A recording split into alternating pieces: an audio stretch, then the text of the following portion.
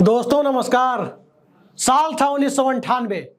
जनता दल टूट चुका था और राष्ट्रीय जनता दल बन चुका था। जनता दल के राष्ट्रीय अध्यक्ष शरद यादव अपनी मधेपुरा संसदीय सीट से उस वर्ष होने वाले लोकसभा चुनाव में ताल ठोक रहे थे। वो वहां के सिटिंग एमपी थे और उनके सामने खुला चैलेंज दे दिया राष्ट्रीय जनता दल के सुप्रीमो लालू प्रसाद यादव ने। उस दौर में बिहार के सबसे बड़े पोस्टर बॉय लालू प्रसाद यादव ने शरद यादव के खिलाफ मोर्चा खोल दिया। चुनावी लड़ाई हुई, भीषण चुनावी संग्राम हुआ। शरद यादव को मात हाथ लगी, जीत लालू यादव को मिली। अब जरा एक साल और आगे बढ़ते हैं। 1999 का साल, एक बार फिर लोकसभा का मध्यावधि चुनाव। सरकार गिर चुकी थी, चुनाव हो रहा था और उस चुनाव में मध्य प्रदेश से बिहार चुनाव लड़ने आए शरद यादव 1998 की चुनावी हार के बाद मैदान छोड़कर वापस नहीं गए, बल्कि 1999 में एक बार फिर लालू यादव के सामने टकराने के लिए शरद यादव खड़े हुए। और शरद यादव जब लालू यादव के सामने खड़े हुए तो न सिर्फ शरद यादव ने लालू यादव को हराया, बल्कि बिहार की 54 यानी अविभाजित बिहार की, जो आज का बिहार और झारखंड है, उसकी 54 सीटों में से 42 सीटें अपने गठबंधन यानी उस वक्त के एनडीए गठबंधन के नाम कर दी। ठीक उसके बाद आते हैं, हालिया उदाहरण आपके सामने रखता हूं, नंदीग्राम। वो नंदीग्राम जिसने ममता बनर्जी को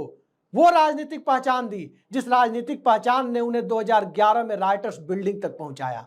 जिस नंदीग्राम ने पश्चिम बंगाल में वाम मोर्चे के 34 साल के दुर्ग को ढहा दिया।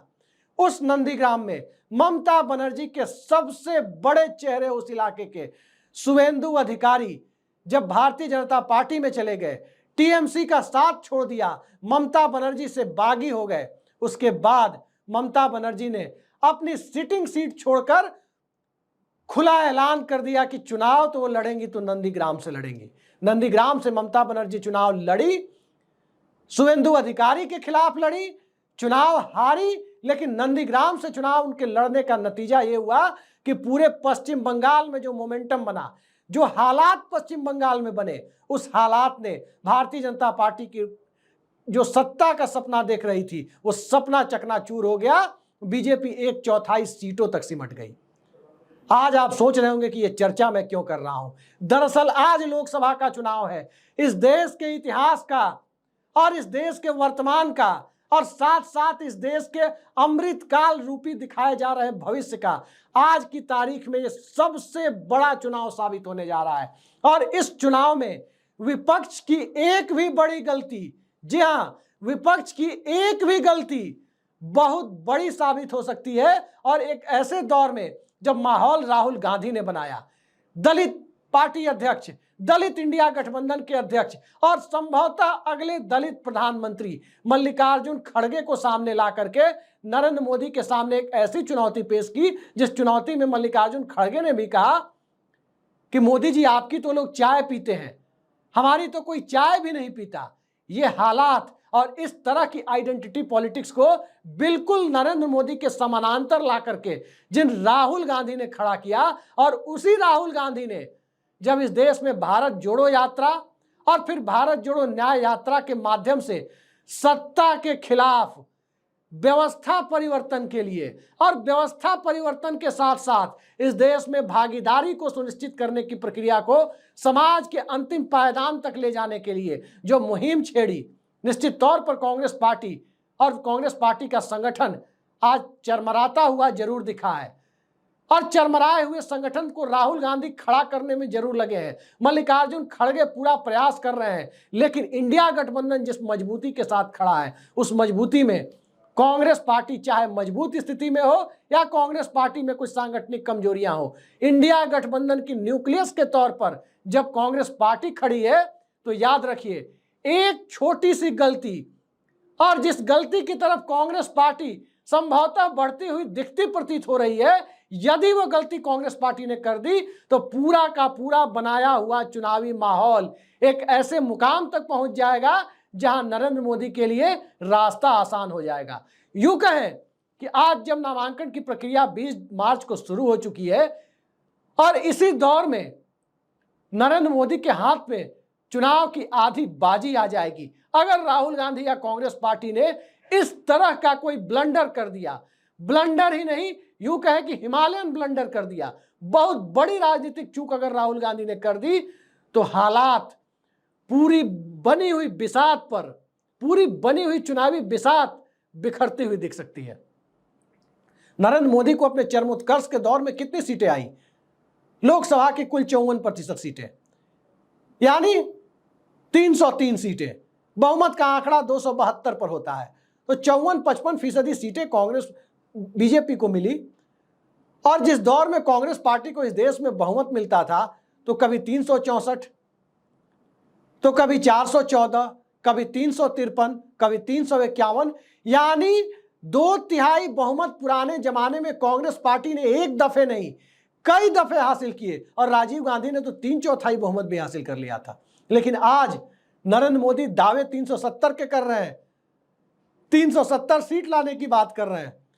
हकीकत यह है कि भारतीय जनता पार्टी 200 सीटों तक पहुंचने का संघर्ष कर रही है, और इस संघर्ष की बुनियाद को तैयार करने में जिस प्रकार से इस देश में सेना में भर्ती के लिए मेहनत कर रहे और 4 साल की भर्ती से नाखुश, यानी अग्निवीर की प्रक्रिया से नाखुश नौजवानों ने जो माहौल बनाया है, जो ओल्ड पेंशन स्कीम वाले लोगों ने माहौल बनाया है, सरकारी कर्मचारियों ने, जो एमएसपी गारंटी मांग रहे किसानों ने माहौल बनाया है, जो महिला सुरक्षा की मांग कर रही महिलाओं ने जो माहौल बनाया है, किसानों और बेरोजगारों ने जो माहौल बनाया है, वो इस देश में जाति जनगणना की मांग के साथ जब क्लब हो जाता है, आरक्षण बढ़ाने की मांग के साथ जब क्लब हो जाता है, तो निश्चित तौर पर उस मांग को एक राष्ट्रीय मुद्दे में समाज के अलग अलग तबकों की अपनी बुनियादी आवश्यकताओं को, अपनी बुनियादी मांगों को राष्ट्रीय मांग के रूप में परिवर्तित करने में जिन 5 गारंटियों की राहुल गांधी ने बात की, बेरोजगार नौजवानों को 25 साल तक की उम्र वाले हर बेरोजगार नौजवान जो डिग्री डिप्लोमाधारी हो, उसे 1 लाख रुपए देने की जो बात राहुल गांधी ने कही है, इन सारी बातों से पूरे देश में जो माहौल बना है, सिर्फ एक ब्लंडर, चुनावी हिंदुत्व के दौर में, सांप्रदायिकता का पूरा मामला खड़ा करने के दौर में, यदि एक ब्लंडर कांग्रेस पार्टी या राहुल गांधी से हुआ, सब पर बर्फ पड़ जाएगी, सारी बिसात बिछी हुई फेल कर जाएगी। भारतीय जनता पार्टी को आधी चुनावी जीत चुनाव शुरू होने के पहले मिल सकती है। लेकिन अगर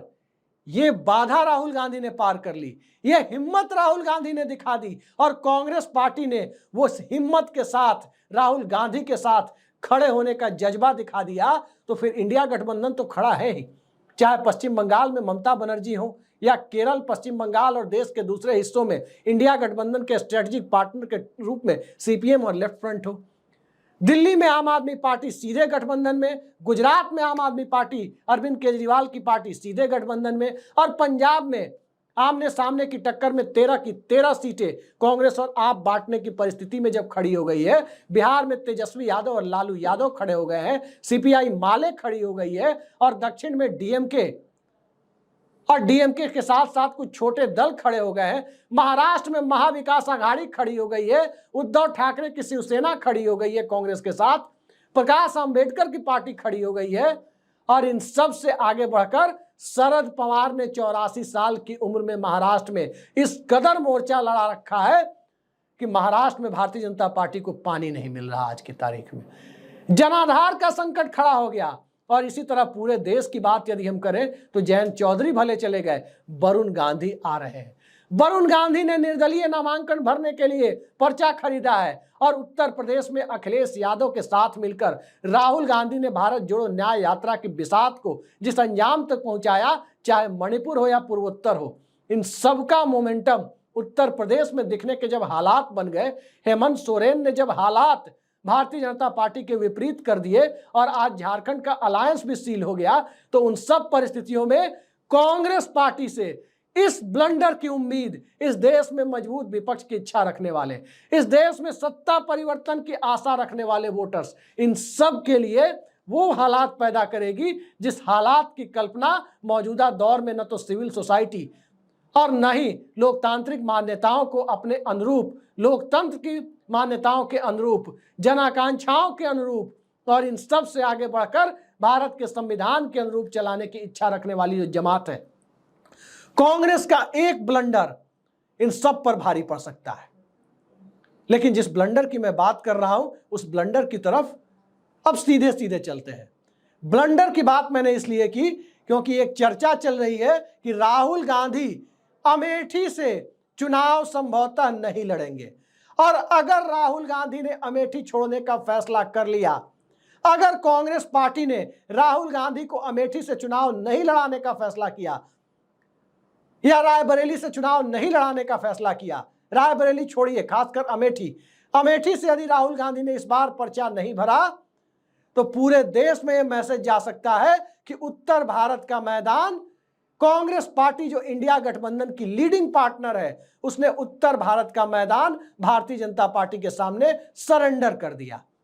और पूरी उम्मीद है कि राहुल गांधी ऐसा नहीं करेंगे, क्योंकि माहौल उत्तर भारत में भी बना हुआ है, माहौल गुजरात तक में बना हुआ है, माहौल राजस्थान में तो बना ही हुआ है, मध्य प्रदेश में भी भारतीय जनता पार्टी अपेक्षित सफलता की तरफ नहीं जा रही है। और माहौल जब उत्तर प्रदेश और बिहार में जातिगत जनगणना और आरक्षण बढ़ाने की मांग, बेरोजगारी, महंगाई और किसानों की मांग के साथ क्लब करते हुए आदिवासी चेतना और दलित चेतना के साथ मल्लिकार्जुन खड़गे के नेतृत्व में आगे बढ़ते हुए दिख रही है, तो उत्तर प्रदेश का मैदान छोड़कर यदि राहुल गांधी ने दक्षिण पर यानी वायनाड पर ही खुद को केंद्रित किया और वायनाड की लड़ाई ही लोकसभा में लड़ने के लिए वो तैयार हुए, तो ध्यान रखिए परिस्थितियों को भारतीय जनता पार्टी और भाजपा समर्थक गोदी मीडिया के लिए इस कदर प्रचारित करने का मौका मिल जाएगा कि राहुल गांधी ने उत्तर भारत में भाजपा को वॉकओवर दे दिया या राहुल गांधी ने उत्तर भारत का मैदान चुनाव में हार की संभावना से छोड़ दिया। आज की तारीख में अमेठी से जो खबरें आ रही है, स्मृति ईरानी के लिए अच्छे हालात नहीं है। अमेठी से जो खबरें हैं, उन खबरों में गांधी परिवार के प्रति प्रेम पहले की तुलना में कई गुना बढ़ा हुआ बताया जा रहा है। और उस हालात में राहुल गांधी जिस अमेठी से 3 बार सांसद बनकर के भारतीय संसद में 15 सालों तक प्रतिनिधित्व कर चुके हैं, उस अमेठी में 2019 की हार, पता नहीं वो किन परिस्थितियों में हुई, उस हार को मद्देनजर रखकर यदि 2024 की लड़ाई को अमेठी में किसी और उम्मीदवार के भरोसे छोड़ने का फैसला किया, तो हालात भारतीय जनता पार्टी के लिए अनुकूल तो होंगे ही, कांग्रेस पार्टी के लिए न सिर्फ इस लोकसभा चुनाव में बल्कि आने वाले भी 1-2 लोकसभा चुनाव और कई विधानसभा चुनाव में एक बेहद कठिन हालात की परिस्थितियों को जन्म दे सकते हैं। हिंदी भाषी भारत में 245 सीटें हैं और 245 सीटों में उत्तर प्रदेश, बिहार, इन 2 गंगा के मैदानी भागों में काऊ बेल्ट जिसे कहते हैं 120 सीटें हैं।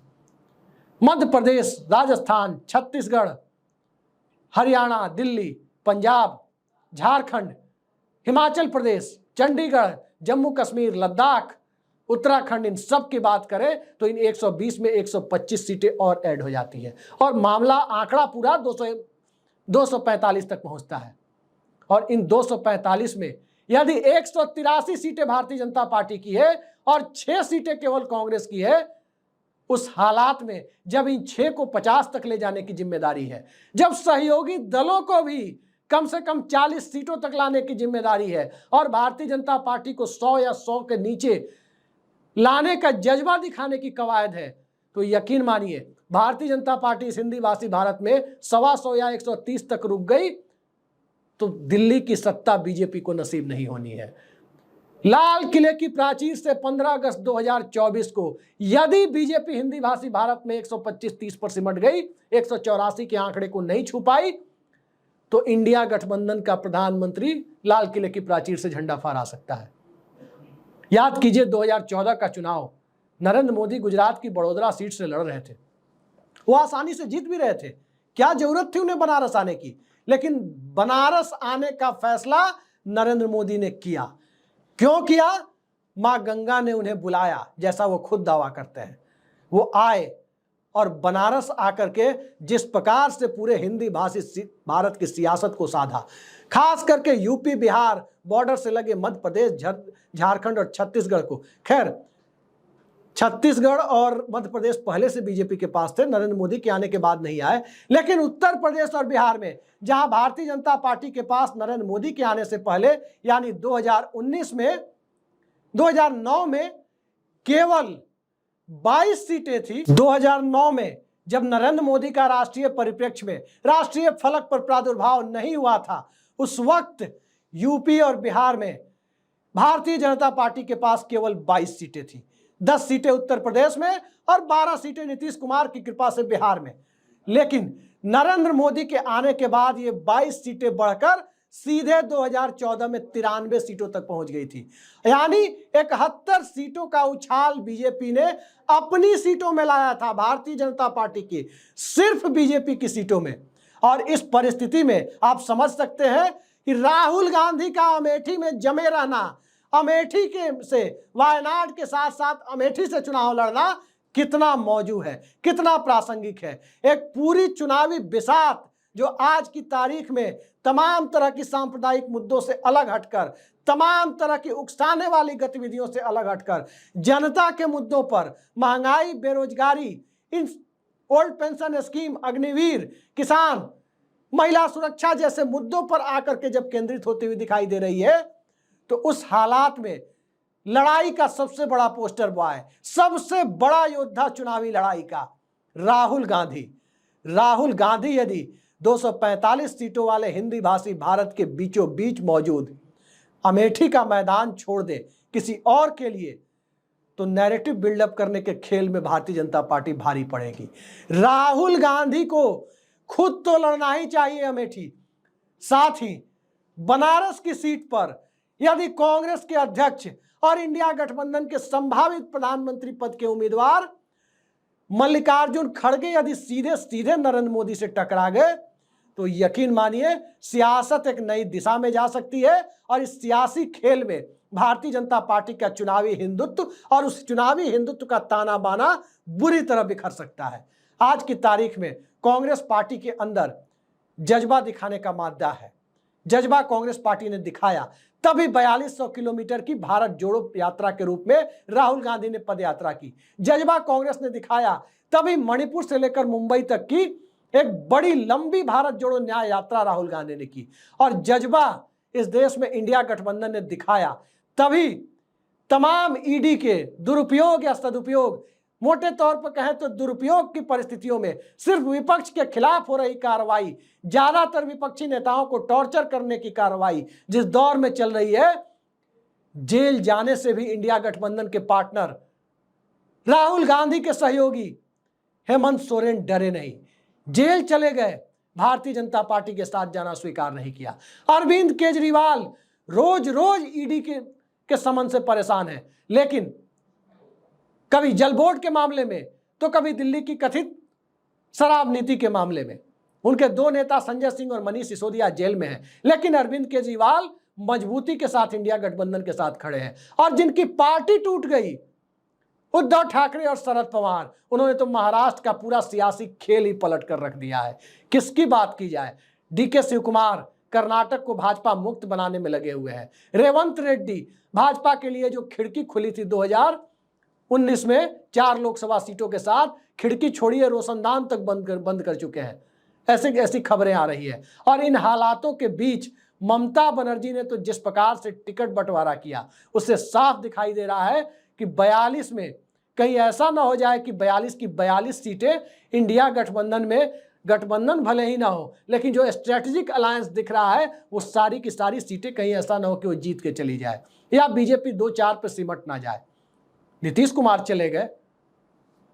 जयंत चौधरी चले गए, लेकिन नीतीश कुमार और जयंत चौधरी के जाने से पूरे हिंदुस्तान का जो मिजाज बना हुआ है, जो सियासी हालात बने हुए हैं, उन सियासी हालात पर यदि नजर रखें तो साफ जाहिर होता है कि तेजस्वी यादव का राजनीतिक कद नीतीश कुमार के जाने के बाद जितना बढ़ा, उसको देखकर आप ये अंदाजा लगा सकते हैं कि परसेप्शन बनाने की होड़ में, माहौल बनाने की होड़ में जहां भारतीय जनता पार्टी बढ़त ले रही थी, अब हालात ये है कि जनता के बीच तेजस्वी यादव पहुंच चुके हैं। और तेजस्वी यादव जब जनता के बीच पहुंच चुके हैं तो आप सोच सकते हैं कि राहुल गांधी जनता के बीच किस ढंग से पहुंचे हुए हैं। राहुल गांधी का जनता के बीच पहुंचना चुनावी राजनीति के लिहाज से एक बड़ा मुद्दा है। और राहुल गांधी का जनता के बीच पहुंचने के बाद राहुल गांधी ने यदि हिंदी भाषी भारत का हिंदी पट्टी का मैदान यानी अमेठी का चुनावी मैदान किसी और कांग्रेसी के लिए छोड़ दिया तो इससे बड़ा स्ट्रेटेजिक ब्लंडर कम से कम उस चुनाव में, जिस चुनाव में बाजी अब बराबरी पर आती हुई दिखाई दे रही है, उस चुनाव में 4 जून को होने वाले नतीजे को बुरी तरह प्रभावित कर सकती है। देखते हैं कांग्रेस पार्टी के लोग क्या करते हैं। लेकिन आज की तारीख में राहुल गांधी का अमेठी छोड़ना न सिर्फ कांग्रेस पार्टी पर, न सिर्फ इंडिया गठबंधन पर, बल्कि इस देश में स्वस्थ लोकतांत्रिक परंपरा की बात करने वाले और उसकी आकांक्षा रखने वाले लोगों पर सिर्फ 5 सालों के लिए नहीं बल्कि आने वाले कई दशकों के लिए भारी पड़ सकता है। तो देखते रहिए आने वाले वक्त में क्या होता है। सारे घटनाक्रम पर हमारी नजर बनी हुई है और राहुल गांधी को लेकर कांग्रेस पार्टी क्या फैसला लेती है और राहुल गांधी अमेठी से चुनाव लड़ने को लेकर क्या फैसला लेते हैं, इस पर हमारी भी नजर बनी है। आपको ताजा तरीन गतिविधियों से अवगत कराते रहेंगे। फिलहाल के लिए इतना ही। नमस्कार।